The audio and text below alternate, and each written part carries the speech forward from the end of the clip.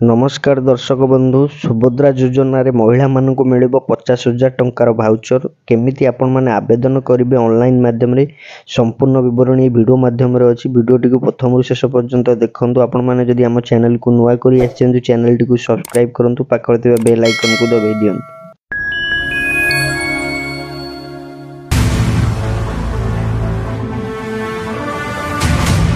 दर्शक बंधु बीजेपी सरकार निर्वाचन पूर्व जहाँकि घोषणा करथिला कि ओडिशा रे बीजेपी सरकार आसिले एही सब योजना कार्यकारी करा जिवो। एबे बीजेपी सरकार ओडिशा रे आसी सारिची सुभद्रा योजना को नहीं आसी बड़ ओडिशा रो नुवा मुख्यमंत्री मोहन चरण माझी मध्य शपथ ग्रहण करिसेंती गतकाली। महिला माने खूब शीघ्र सुभद्रा योजना रे आवेदन करि परिबे। आवेदन करबा को हेले आपण मानकु केउ डॉक्यूमेंट सब दरकार जानि रखंतु। प्रथमे आपणकर Aadhaar card, bank account, address proof, mobile number, passport size photo, ration card, income certificate.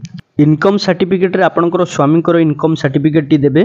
आपण हाउस वाइफ हेतिबे आपणकर रोजगार किछि नाही, आपणकर स्वामी को इनकम सर्टिफिकेट एठी अपलोड करबा पई पड़िबो। एही योजना रे आवेदन करबा खोले आपण मानकु एही सब डॉक्यूमेंट दरकार। ये थिला आवश्यक डॉक्यूमेंट। चलंतु जानि रखिबा तार गाइडलाइन केउ माने आवेदन करि परिबे।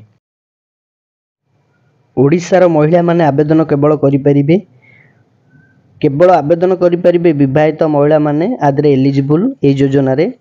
सिंगली जो माने अविवाहित से माने आवेदन करि परिबे नाही। विवाहित महिलांकर बयस सीमा 23 रु 59 भितर होइतिबा दरकार। जेहु महिला माने सरकारी चाकरी करिसेंती से माने आवेदन करि परिबे नाही एही योजना रे। केवल अंगनवाड़ी कर्मी माने आवेदन करि परिबे।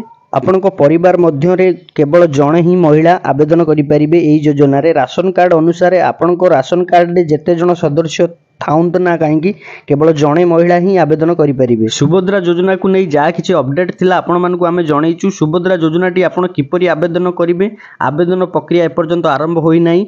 ऑफिशियली वेबसाइट एपर्यंत ओपन होई नाही। ओपन हैला मात्रे आपण मानकु एही चैनल माध्यम रे आमे जणै देबु। एही चैनल टी को सब्सक्राइब करि रखितांतु। आपण मानकु एही इन्फॉर्मेशन जदि भल लागि तो वीडियो टी को लाइक करिवे, कमेंट करिवे, शेयर करिवे, हम चैनल को मध्य सब्सक्राइब करिवे।